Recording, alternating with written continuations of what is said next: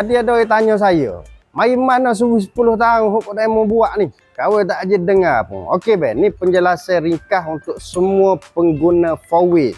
Servis 10 tahun ni dia merangkumi 4 benda. Servis intake, servis tangki, blok EGR, lagi satu lagi filter diesel pun kita akan tukar sekali. Nak comel lagi, kita tambah universal bypass tu. Tak kisah jenis mana-mana pun. Okey, ada contoh jelas depan kita sekarang ni. Kenapa kita kena buat blok EGR? First, kita tengok. Kita tahu dulu mana vah EGR. Ni vah EGR Kita suruh tutup tu, tengok dalam dia tu penuh karbon hitam. Kalau colek pipi tu dia payah nak hilang. Kita pakai throttle body cleaner pun dia tak akan hilang. Jadi solution untuk masalah ni kita kena buka belakang so. Situ ada throttle body. Ni vah EGR. Nyambung dia lagi. Dalam tu intake, dan ni tengah buka. Kita buka benda ni untuk servis, nak bagi dia bersih. Supaya kereta baru terbit hilang. Kita orang tanya pula, apa kena servis? Kita servis ni sebabnya kereta ni dah jadi lemau, tahu tak?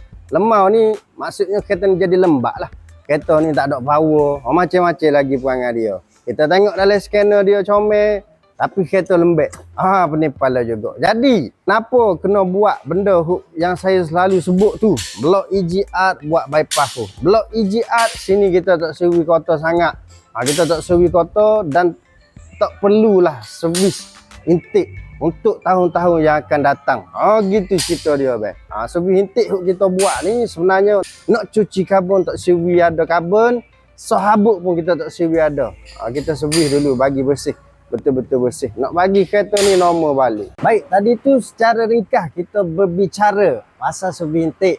Mana tengok video ni sampai habis tu, tolong like, komen, share. Komen, gapo lagi kita nak bahas ataupun nak kita bincang untuk video akan datang. Alright, Assalamualaikum.